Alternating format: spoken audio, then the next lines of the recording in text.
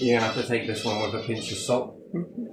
But I'm gonna go into it anyway and just see what happens. So, do I need to do 2 of these, perhaps? So these are gonna be stars, yeah? Yeah. Let's make them look more starry.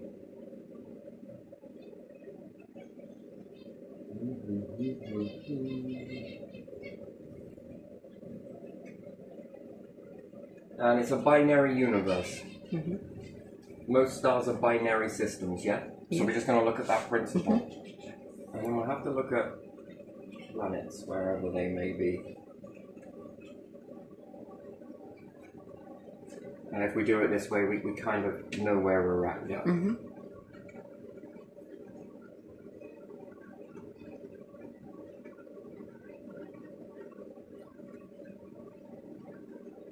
Not in any particular order.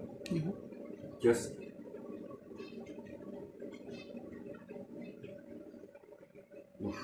okie dokie. Maybe we're going to need to do a few more. Going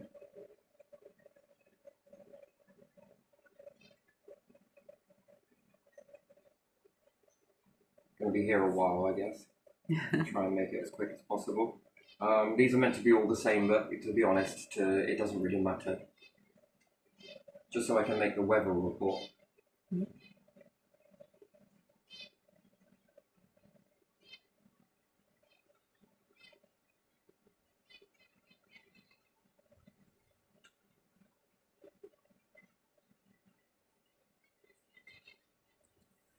Oh, shouldn't have done that, but it's alright, we can fix that like that anyway. So, stars on the brain.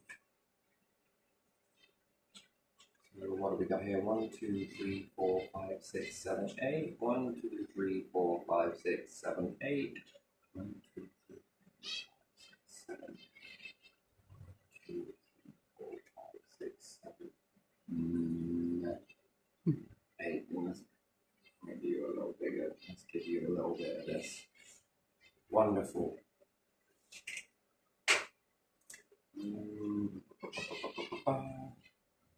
Let's give you this and this. We're going to give you this and this, and we're going to give you reverse, which will be red and then blue. Okay, yes. Red and blue. And nice. You have one more. I do have one more, don't I? Yeah. Oh, yeah, let's give you neither or neither. So, again, we can give you the blue, and then we can give this side the red, but that's all down to where you are positioned in that. So, let's give it a purple line on this one then, because you mean neither nor. You're gonna have a slight reddening. You're gonna have more of the blue, and you are gonna have an even slight blue. Sure. Each a little bit. Huh? Each a little bit.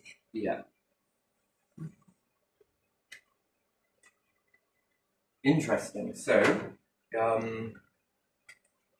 we should really draw what red means. And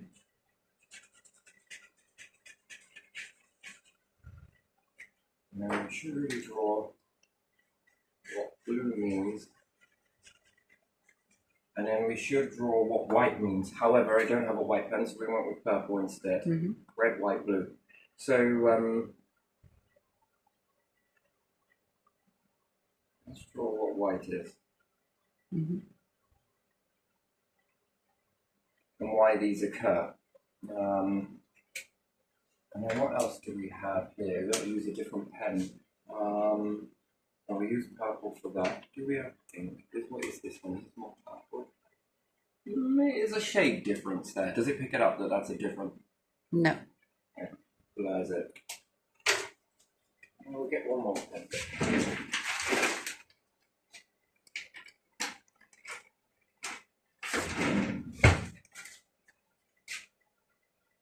Well, it works. We're good. Mm-hmm. Now, what do we want this one for? We did want it for something. So we should really cast this one as more white. Mm-hmm. Again, I don't have white. Well, it would be pointless. I'd need dark It wouldn't card be and then- visible. Yeah. That's what a waste of ink, so we can just do it with this. Mm-hmm. Okay. So red is... Now I'm going to find a pen to write with. I can use the green, I suppose. Yeah. Although it's green screen and everything else. So red is...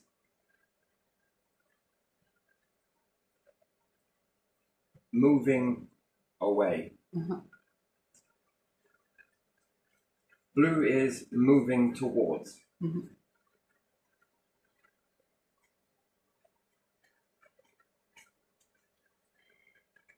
This is rotating, Mm-hmm. neither moving, not much. It is, but it isn't.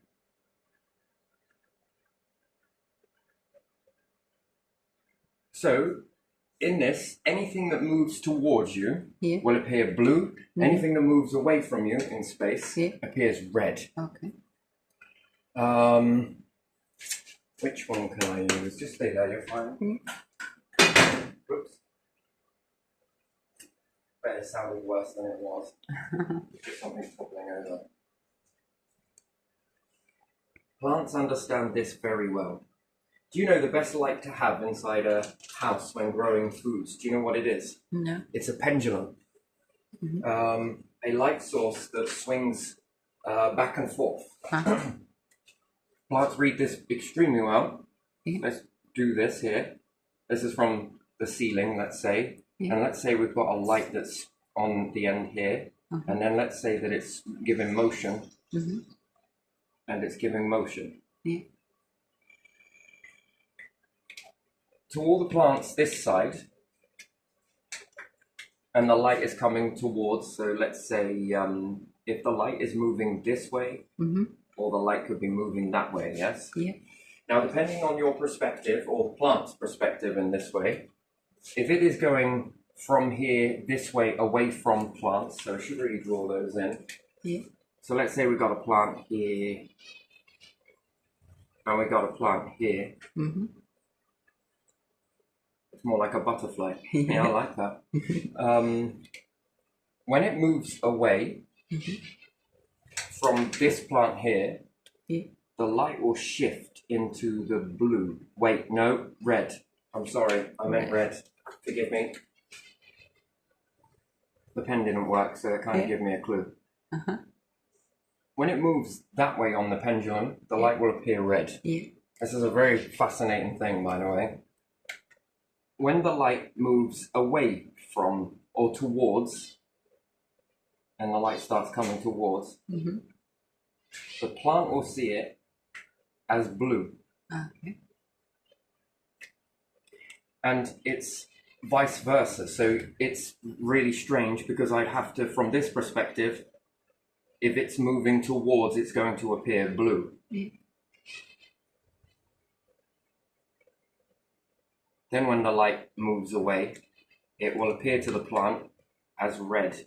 Interesting, really, isn't it? Isn't it weird? Yeah. All depends on your perspective. Mm-hmm. So away from red. Mm-hmm. So if you can understand that if you've got a light that is a pendulum that's moving from one side to the other, Yeah. you are giving the plant both red and blue light. Mm-hmm. And in this, nature can catch up very quickly in this process, and Yeah. it can utilize these waveforms. Uh-huh. If the light stays still, you're relying on light cycles. So you can have 6 and 18 or 12, 12. Mm-hmm. Therefore time, yes? Yeah. 6, 18 is vegetation, 12, 12 is flowering. Okay. And if you keep flipping this cycle, Mm-hmm. which you'll start to see there that there's quite a difference. So this becomes darkness, this becomes light, this is darkness and light. If you keep flipping this cycle, the plants will keep on going and going and going. That's one way, but it's very delayed. You have to break that down into... You can speed it up by a fraction, but not much. So you could really put this into 6 months, 6 months. Yeah. Yeah? Mm-hmm. Which then gives you a year, 12. Mm-hmm. Or you can do the pendulum version, which requires none of this, and you can get 24 hours worth of light, which is very interesting. Yeah. And speaking of 24 hours, the clock chimes, 24 hours worth of light, and the shadows will, you need a pendulum, back and forth, back and forth. And the plants will very quickly utilize blue light as vegetation, red light as flowering. Mm-hmm. Yeah.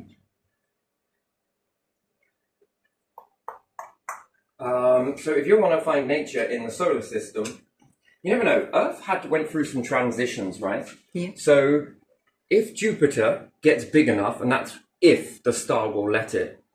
So you understand that everybody is being controlled by, let's say, Ra, one of the sun gods, let's say. Mm-hmm. Now, Ra does not want any more stars. Mm-hmm. It's a big issue for it, very, very big issue. What would happen if Jupiter hit fusion? Well, quite a lot would happen.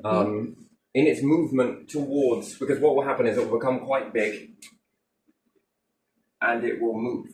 Uh-huh. As it will move, it will begin to orbit quite close to the stars usually orbit quite close to one another in a certain dance, depending on how big they are. Rather keep it close, right? Jupiter won't stay in its orbit further out. It will, which would be this one, it will move closer to the star. They will argue over center mass, center spot. Yeah. Mm-hmm. Who is in control of this here? And they begin to push one another, but the biggest one will try and orbit the smaller star to keep it from ever coming too close. But this will cause the star to wobble a lot more. I see. And what's more, this causes planets to... It's very slow. The star moves quicker and slower, no, faster. Its movement when it comes around a particular center mass, yes, and the heavier object, denser object, you would say, the bigger object is the winner. So it will begin to, as it comes around, these will move their alignment, but slowly. Yeah. So if they didn't, the blue would be more stronger and visible to you. You would see it more. But what's happening is, as a star will come around, these will begin to push out slightly, which, if you think about it, if you're going to get some blue light, rather than receiving 100% blue light, you'll, because this is moving towards you and you are slowly moving away from it, but much slower because the planets are all big and bulky and they kind of argue with one another. This then drops this number down to probably around 60%. It's still moving faster than, but these are not backing up quick enough. And then when it pulls back, the same as in reverse. So red light is around 60% as opposed to 100, and just as well.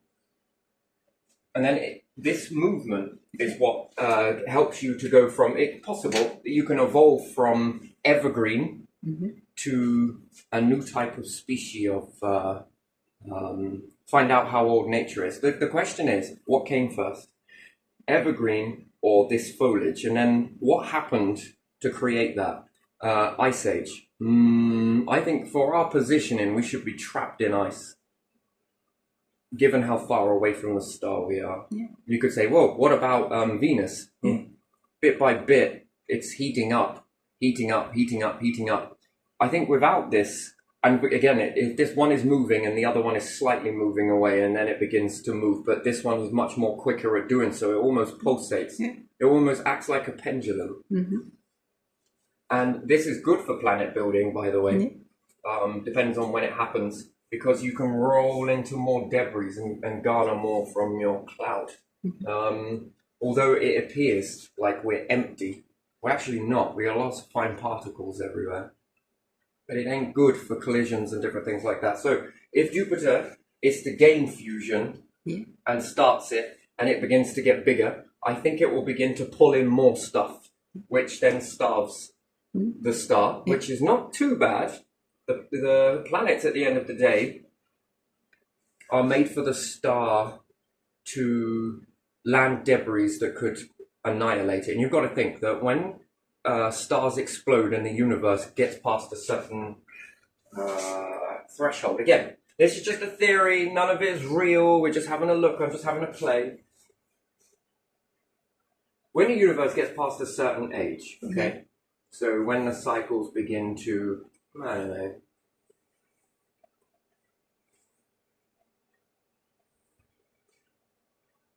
the plus gets bigger and the minus is still yet to catch up, so we're not really even. And then if in the beginning you've got to think that the plus is much more bigger than the minus. Yeah? Well, in the beginning it's nearly non-existent, but it begins to catch up. Depending on how far those scales are tipping, you've got a lot of dense objects being made, yeah? So there's an awful lot of, the more it's compacting, now we're starting to get here, so we look at that as age, yeah?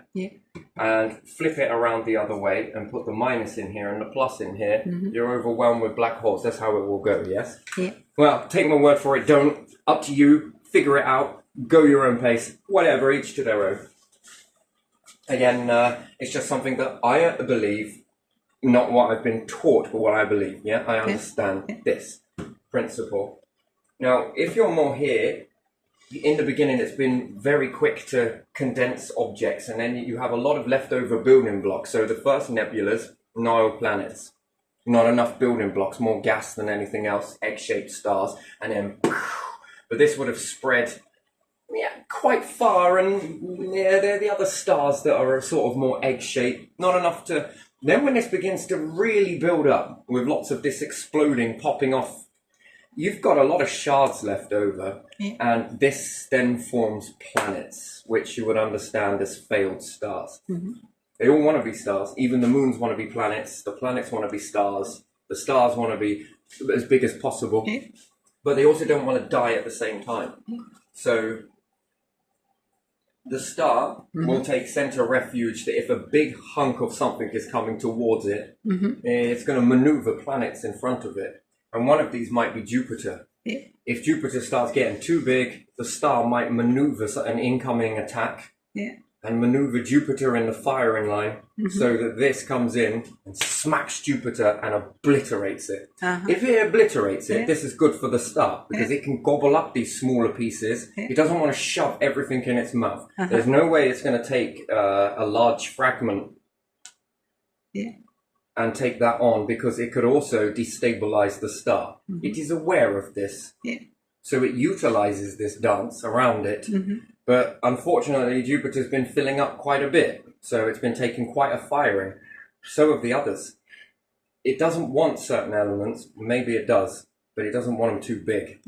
But in this dance of more debris coming in, after all, stars know themselves and they also know other stars. They can kind of predict how they're going to explode. I think they already have a level of knowing this. I think it's true with animals. Most things know not how they're going to die, but they also understand death.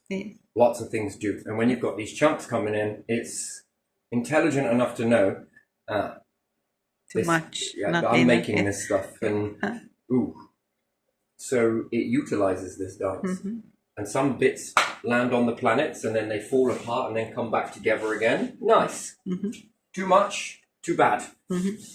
So, again, rather you than me. And if there is a big hunk coming towards it, it's going to break itself and it's also going to break the planet as well, which then is going to send smaller debris. It's going to chip them down, and the star can eat these in bite size, again, with its rolling, moving, and different things like that.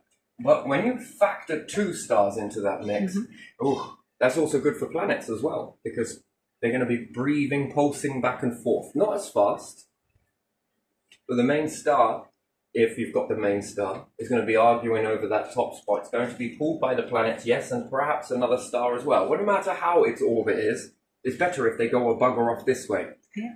But in buggering off this way, Mm-hmm. what is it collecting that this one can't? And then is it getting bigger? And eventually it's going to have to come closer to it. You might not be able to see all stars, by the way. Yeah. You might not have the senses to see it. Mm-hmm. And it almost seems that nature can't see them all. It can see movement, Yeah. but it cannot see what is still. Mm-hmm. Yeah. Maybe pine can. Mhm. You've got two differences here. Yeah. One evergreen, the other one seasonal. Uh-huh. So one has learnt something, but again, ask the question, was the seeds of this already here? As opposed to the pine, was it already here? Where did it come from? Yeah. This stuff seems to understand redshift, Mm-hmm. whereas pine seems to have an understanding of a lot of factors, and it can make do with a lot of stars. Therefore, you'd understand that it's been around longer to learn it, to evolve. You could factor seasons into this. It's up to you. You could say this is winter. Yeah. You can say that this is midsummer, Yeah. full-blown summer, right in the middle there. Mm-hmm. You could say that this one is spring, Yeah. which we would say autumn. Uh-huh. Oh, wait, no, this is spring, this is autumn. And this signals flowering, change. Yeah. Yeah. Dip your energy. Do you need it? Flower, create fruits, whatever else. Yeah. And then we formulate into this middle of summer, middle of winter.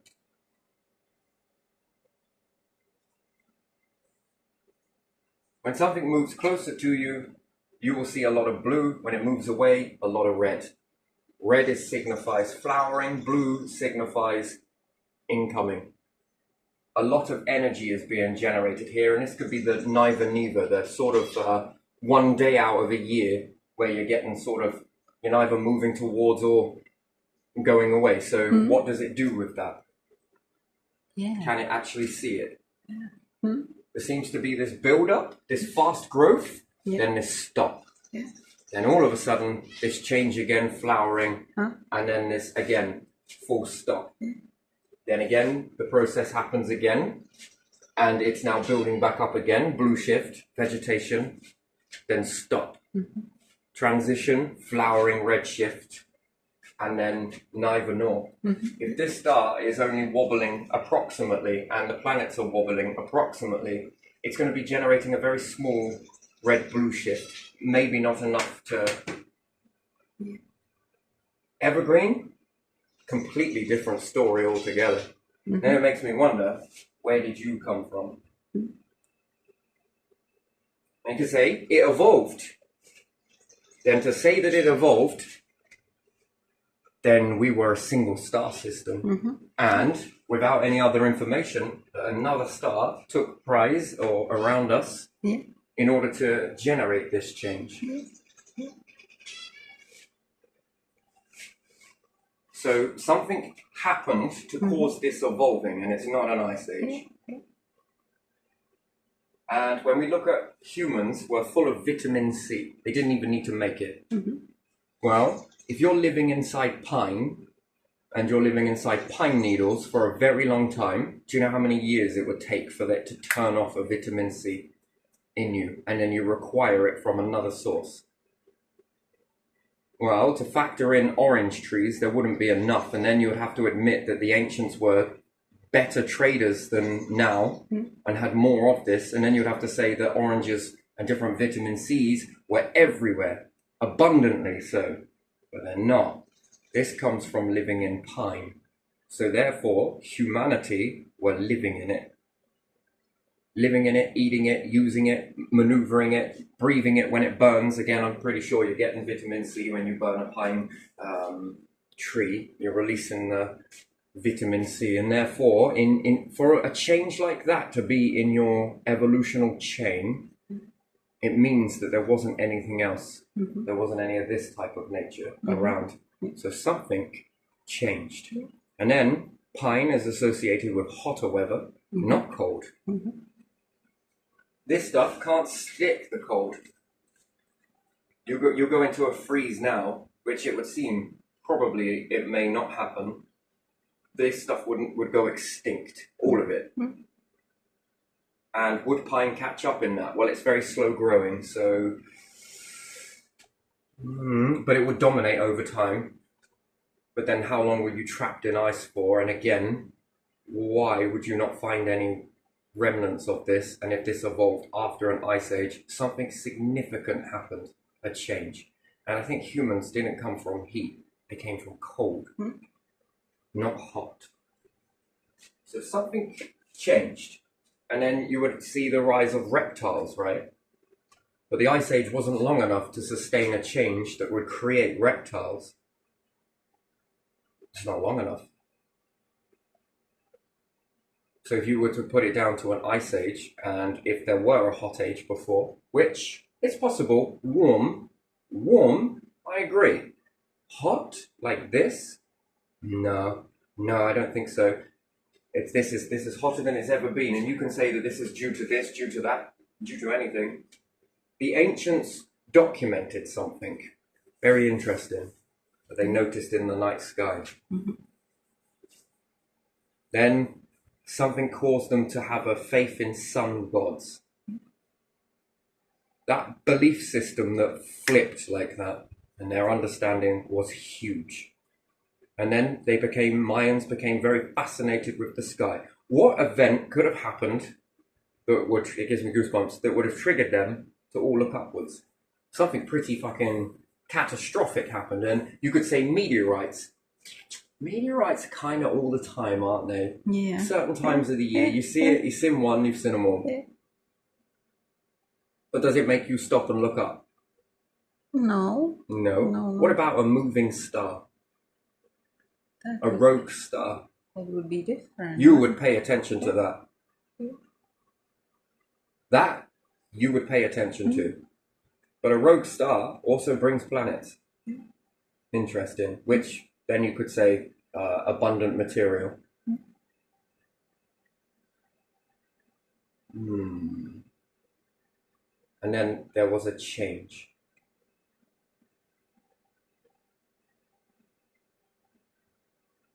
But what about Australia? I don't think Australia is truly where it's meant to be on a map. I wouldn't go making maps and showing everybody maps of where you live, just in case some individuals want to do some serious harm. So I would scramble the maps a little bit. Wouldn't you? Yeah, in the old times they drew maps, but they kept them for themselves. They didn't share them, did they? And each year we notice a slight adjustment in the stars. Not much, just a slight. Yeah. And then a sort of slight adjustment back. Yeah. You see, without a telescope on Mars looking up, just in one position, an observatory, this should be built and dropped off there. Does the same thing happen on Mars? Yeah, it would be interesting to watch from other objects where you can build something and leave Mars, maybe Moon. Yeah. It would be an interesting thing to see. Yeah. By now, you would expect that all of the planets would have a level of observatories on them. Yeah. How are they going to get the power? I mean, that's quite simple, really. That is a very simple thing to do. Even on Pluto, this would be quite simple. We'd like to understand its... we don't want to fly by it. We want to land on it. Yeah. Why? Put some equipment on there. If it gets closer to the sun, well, this equipment will become useful, won't it? Or even if you have things orbiting. So if you went to Mars, right? Yeah. Do you ever notice in all the Mars pictures that they've taken, NASA and different things, have you noticed all those things in the sky? Those little, look like balloons. Yeah, there's something There's something there. Now, is this something that was already there, or have they dropped some things in the atmosphere in order to allow signals to bounce around to hit satellites? Because what gas would float on carbon? Is it oxygen? I don't know. Yeah, interesting. Again, Yeah. what gases? Yeah, You know, they something- respond here in a weird way. Helium responds here in a strange way. Something good, wouldn't it? But gases have different levels Lighter, of heavier. lighter You and can heavier. use that. Yeah.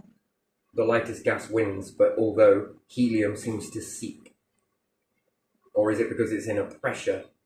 Because we cannot really contain it properly. Well, because I don't know if it's being contained properly, Yeah. or is it because it's pressurized? Some of this is knocking together. Yeah. Plus, in the static as well, is something going on inside that balloon that is converting those gases no longer into full helium. What about Jupiter? Well, it's made of hydrogen, right? Yeah. Well, doesn't ozone float higher on hydrogen? And then how long does ozone last inside a balloon? But you would just need a gas canister to keep inflating the balloon whilst letting bits out, because you just need oxygen. Zap it with lightning before it goes into the balloon. And then would this create buoyancy on Jupiter to be able to see into it, to hear into it? I mean, these are very interesting sort of dynamics again. But yes, the pendulum light. Very effective with plants. Plants seem to be able to respond with that quite good. That's a lot of knowledge. Yeah. Certain plants, pine. But even pine flowers, doesn't it? And produces cones. Still. Some change happened. Something happened. But anyway, again, I'm not saying that this is how it is here. Yeah. But if I was looking for nature around other star systems, I'd be paying attention to the redshift. Yeah. Even other stars in a close proximity towards a black hole, let's say. All the others, when they're moving, depending on how you're moving in this positioning, you're going to get a red shift from the other stars. But that depends on whether you're moving away or coming closer to in your wobble. How fast is that wobble? Therefore, I'd be very understanding to neutrinos. They must wobble a lot, being pulled around. Therefore, that would be interesting. There must be nature on there. Life is here, everywhere. Yeah. Some of it very small, some of it quite big, but there are certain changes that unlock it, that allow it to rise up. So I would be, when looking for life, I'd be looking for wobbles. And red and blue shift. You know, you can do this with telescopes, I think, isn't it, Edward Hubble? Yeah. Was looking at red shift. I think it's interesting when you look at the blue. You can see this in the moon. You can tell which way it's moving based on where the blue line versus the red line. The white is the centerpiece. So even if it's sometimes moving towards you and away from you, even though you'll say it's reflecting sunlight, this is still going to create a red and blue shift. Yeah. So is this why some seasons you find more flowers and you find more, depending on when that moon, how the moon is, because it's per month, isn't it? It could be influencing, It's not just influencing tides. And people say red moon and blue moon, So there is something in it, definitely. And then based on how much a planet is moving, if it's got multiple moons and it's wobbling, and it's a good size, what's it feeding? Nature. Something weird about this stuff versus pine. And a swinging light, pendulum, a bit like a clock. Try it. Try switching a light. Try moving a light continuously and watch what happens. You'll have vegetation and flowering. And after all, that's what it should be about, isn't it? In order to unlock nature's food supply to be constant, swing a light. Not this stuff where it's moving around the light in the center. That's a good start, but then you need two types of light form, don't you? Really, you need a red and a cool white, I suppose, is another. More bluer. And then this affects with the Kelvin and everything else. If you move a standard light, you get this automatically from it. I see. And it's all down to perspective. Each one has a perspective, no matter where it sits in the pendulum swing. What's more, you cover more leaves. you also cast a lot of shadow in this as well. And then you're feeding it darkness, plus light, and then light in red and blue. You tend to get all of the things you need, and you cover a larger area just by swinging a light. So you are creating light, darkness. Not only are you creating light, and even in shadow, I wonder how the shadows are when the light is moving away, casting a shadow on another leaf, versus it moving forwards. If I can see this red and blue shift in light, then what are the shadows doing? What does the shadow look like versus moving away light, casting the shadow, versus moving forwards? You see, it's almost like we live in a world where we have quantum versus physical, yes? And when we mix these two together, you can't exactly have the physical without the quantum. There are many different layers. There are also to life as well, and how you live. Planet living, space living. You can sit there and say multiple ones, orbiting a star living, living around a black hole. This alters your life, can make you live longer. You can also warp time with it. Then there's aging. So there's many different layers in the physical spectrum. What happens if you live on a mountain versus ground level? Then let's say a ground level versus deep within the ocean. There are many different layers of living. We live in one very narrow bandwidth, which is what we expect to see in society. Here and here, no more, no less. So it keeps you in a bandwidth. But again, inside the mind, most of the stuff that's come from a mind has been put into this bandwidth of living. But there are many different layers. And what do we talk about layers? Well, horticulture, one layer. Astronomy, another layer. Looking after people. Agriculture, another layer. So you notice there are multiple layers. What about collecting resources? That's another layer. Again, it all fills into the bandwidth, but still, multiple different layers. Depends on where you shift your focus. Religious, that's another layer. Spirituality, religion, the inner light, inner wisdom, whatever you want to call it. Some people call it wisdom, some people call it spiritual, some people call it religion. I'm trying to identify it as... But you also got the light version, right? Which you could say is physical. You can see it. You can understand it. Did you know that there is a rainbow around moons? No. But you've seen it. I've pointed it out to you. Around the moon? Yeah, we called it a moonbow when the moon reflected light. If you pay attention when it drizzles, when there's a full moon and the light casts through, you'll see layers of white light. Yes. So I've pointed this out to you at night when you see that. Yeah, I saw that. Yeah. Which is, That again, was you would only think nice. a rainbow happens when it's raining and there's a star. But there isn't. There's also one when there's the moon. Now what happens when there's one where there's Jupiter is bright in the sky? Right? Again, this phenomena happens, and there must be one when there are stars. However, are the eyes sensitive enough to see it? No, we don't Doesn't mean see that a it's lot not there. Yeah. Doesn't mean that there's only a rainbow only happens when you've got a star. Again, the star bouncing light off a moon, but again, the moon is filtering out certain levels of light, let's say. But very interesting the way that forms, and it is almost nigh on impossible to see it. Once it's pointed out, you can't unsee it, and you look for it. So, pot of gold, leprechaun sits at the end of a colourful rainbow. The hell do you think sits at the end of that one? Again, you could start a whole new belief system, because if I only knew this, and I do believe I am at the time, most people they look at me strange when I say that. Have you seen a rainbow around the moon when it rains? Some will argue and say it's not possible, but you haven't seen it, and it's okay to argue because it's great. And then when they see it, they come back and was like, "Fucking right, mate." Usually, I've got these people to get excited like that, and they usually swear when they're excited. Not that it's a negative thing; it's a positive thing. They're very passionate, and that's where they go.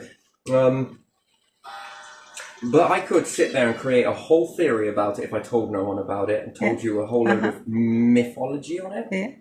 I could put in a load of stuff in there. There'll be a little Terry sit at the end of that light rainbow. Because it's layers of white light. I don't know if you've seen it, different shades. You have seen it, but anyone else, when you see it, you'll notice it as Yeah, it's interesting. Shades of white. Yeah. It's a rainbow, but rather than it being colourful, it's layers of pure white light. It's weird that breaks down into a spectrum, and it gets shadowier as it goes down, and it becomes very dark, and it's very nigh on impossible to see it. But when you see it, it stands out, like the arrow on FedEx. Also, that energy company that you were at with the arrow in there, GRY, I think it was, something like that. There's an arrow in there somewhere. It's very interesting, but you could write a whole load of stuff up with that, but that wouldn't be authentic, to be honest. That would just be me cashing in on something, and then I could sell you a load of wisdom with it as well, couldn't I? A load of books and what sort of chants you should do when you see it, and wow, it would make me incredibly rich. But anyway, moving off topic here quite a bit, but what I'm looking at is then this shadow. Shadows also move depending on the light source. And not all shadow is created because of darkness. Shadow is created because of light. That's interesting. Most people don't get it, but when you've got a layer of plants, leaves, and they're all in different positions, when I go to move the light, the shadows, depending on whether the light is moving away, the shadow moves in reverse. And then when the light comes towards, it almost dances across the leaf. So there is one moving in one direction, a bit like the light moving in one direction. And then, because it's always two directions, that's why I like this as binary. But it's not just binary in light and darkness. There's also light moving in a different direction causes a different type of shift, but also shadow being binary, moving in two directions, light source moves towards versus away. How's that affecting the shadow? Is there more of a darker shift one way versus the other? Again, these instruments are not sensitive enough to pick it up yet. I'm still working on it. So it's very interesting. But for me, I look at the nature, and nature tells me this stuff. Not by going, hey, come here. Oh, what's that? Got ya. I'll let them know, but I don't think they're going to believe. Right, okay, because, that's not how it works. It's more like using your instruments to observe something. And then when you notice these weird changes happen, and again, to be able to have fruits and flowers, and fruits and flowers, and also the plant is able to grow. Vegetation and flowering. I mean, you're putting something into the plant's hands that's like, what can you do with all of this? And you utilize this palette if I give you more. A Darwinosphere. I feel a little naughty because I never put it in there. I put the lights kinda in there, but not quite. The lights will be moving, which is incredibly trippy if you've ever been in it and you've got multiple light sources swinging in many different directions. You'll get used to it, but what I'm saying is it's a very weird thing, and if you're not too comfortable with shadows, these are coming in multiple different directions, and some of them become really elongated and quite intimidating. The more faster the light source is moving, the more we see reality in a stillness, don't we? Yeah. Still snapshot, although everything's moving around us. When you start moving the shadows and the light, it appears that you're no longer looking at pictures, you're looking at a flip book. And then there's movement.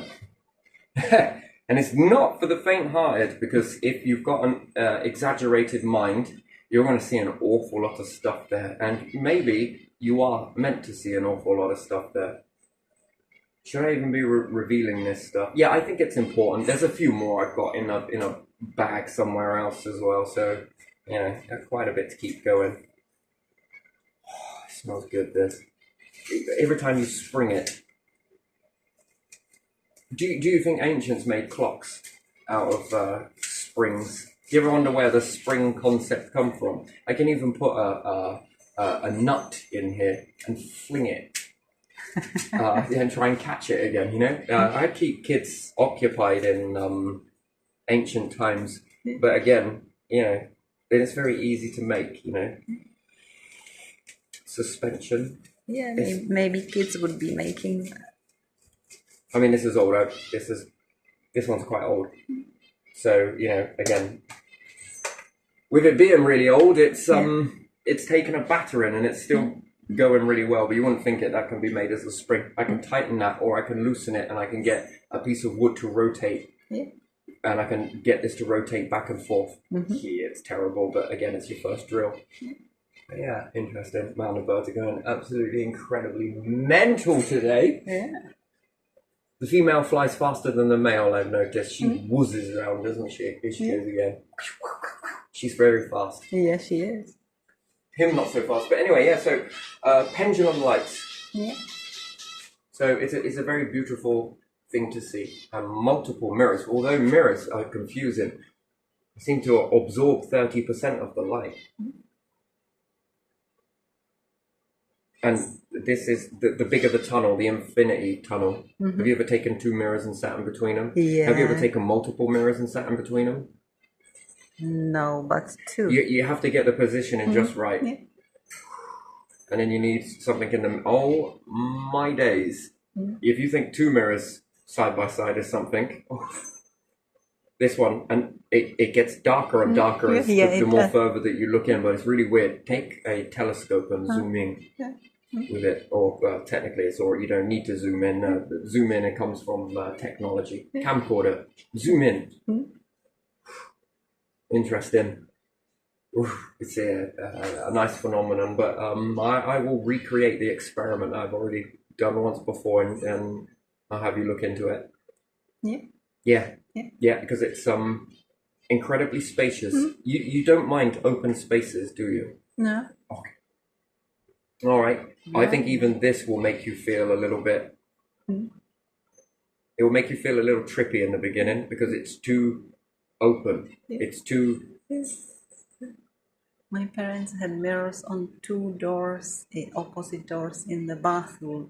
So if you wanted to do something with your hair, you would slightly open the back ones, and you saw in front, and you could sort your hair. But you could see this phenomenon as well. Yeah, depending on your angle though, right? Because in order to do the back of your hair, the mirror on the back of the door has to be positioned in a different way. It has to sort of look down. So you have to get into a certain angle. If I'm building this in my mind quickly, the one on the door must have stuck out a little bit more in order to capture the back of the head. Well, it was not that sophisticated. Because it's not that simple, but it's accidentally done. But I think they'll keep...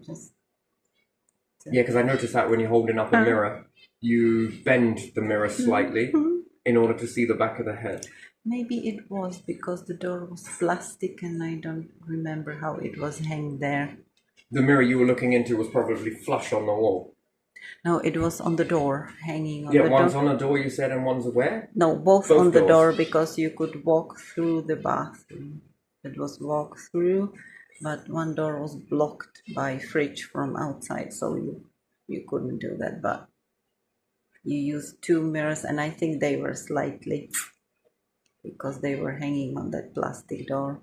If I'm thinking to a barber's shop then, or hairdresser, they'll have a one on the wall that is flush, and they hold up one that is slightly angled. Or they have one that has the mechanism in front of you, the big one that you can change the angle, and then they just hold small one behind. Yeah, but it has to be angled, one has to be straight. Yeah, if they're both straight. Yeah.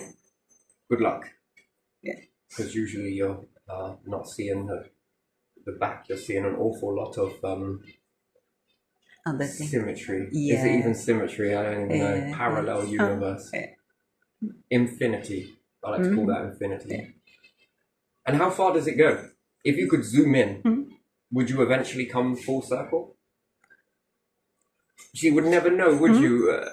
Where does it keep on going and going and going, and it gets smaller and smaller, so you need to bring that up and up and up and up. Yeah. And then how far does it go? And then each time you zoom in and you've catalogued how many mirrors you're seeing into, and then when you remove the objects, you then count them again. Very tricky to do so, but this can be done. And then you count them and you're like, wait, I can only see like 15 here, but now I can see 40. Now I can see this many. And then where does that stop? It gets darker and darker. Does it but ever? eventually. But It's again, just it our gets smaller and eyes. smaller. Yeah. Huh? Yeah, I'm fascinated with that. As a kid, I loved that. That was a great illusion, but it never stops with just two. Yeah. What do you want mirrors for? Well, I don't. I just need them, right? Look, come on, this is half broken. Yeah. Yeah, but it could be very sharp. Yes, by nature, by name. Come on, I will put it in a fucking. Like, what about if I do this, do this, do this? Well, it looks messy. Yeah, I don't want it because it looks nice. I want it because I need the. Never mind, it will be too. You're gonna be quiet.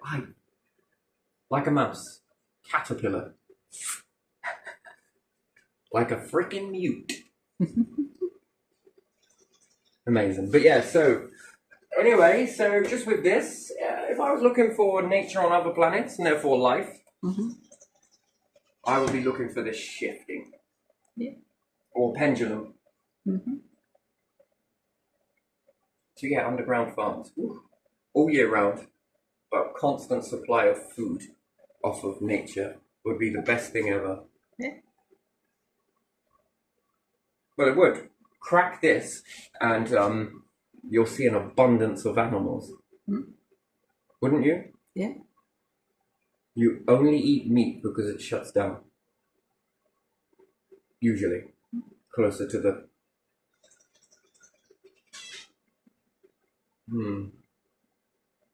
So yeah, no, something definitely happened, and what that is, who knows? But if the star is gonna come up further away, and perhaps the star maneuvers it, this might cause an ice age, but it would then be a very long time. In fact, so long that this could then make changes on the planet. Cold-blooded.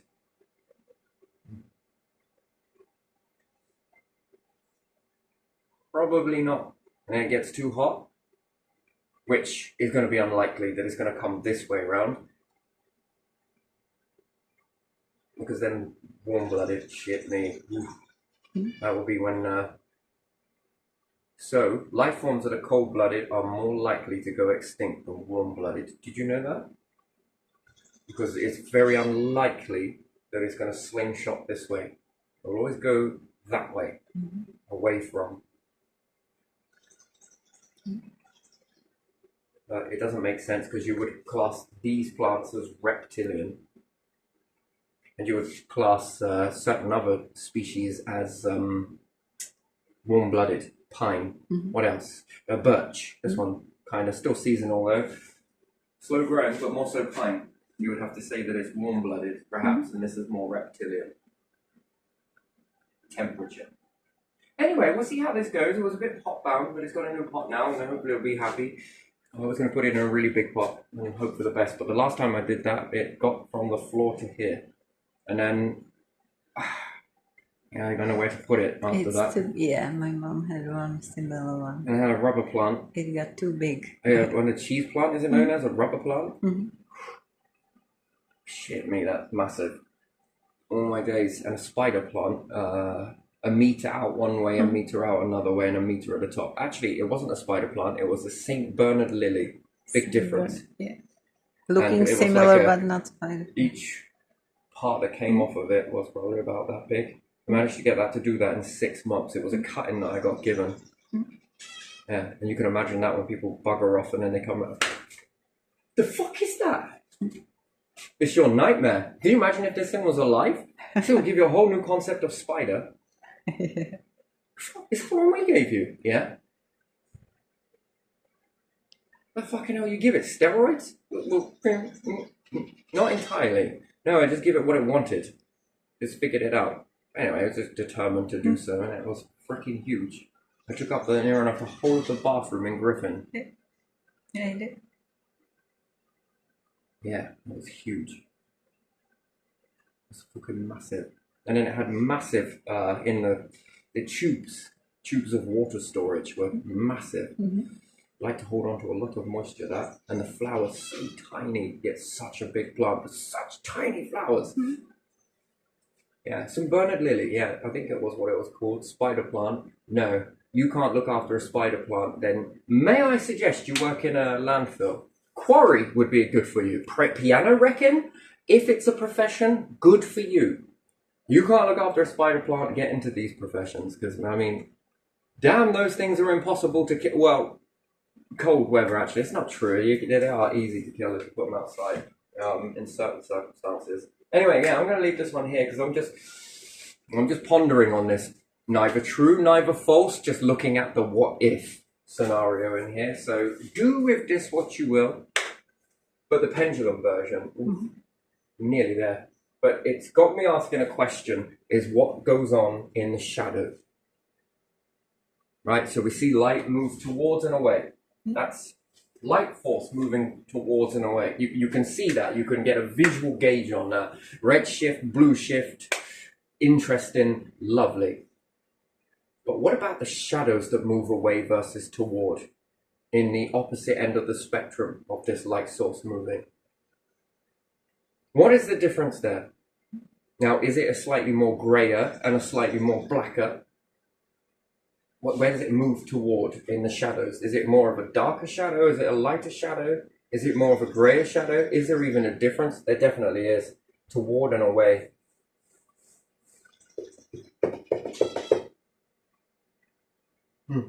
Yeah, something. Anyway, right, I'm going to leave this here. That's where I'm going to leave this one.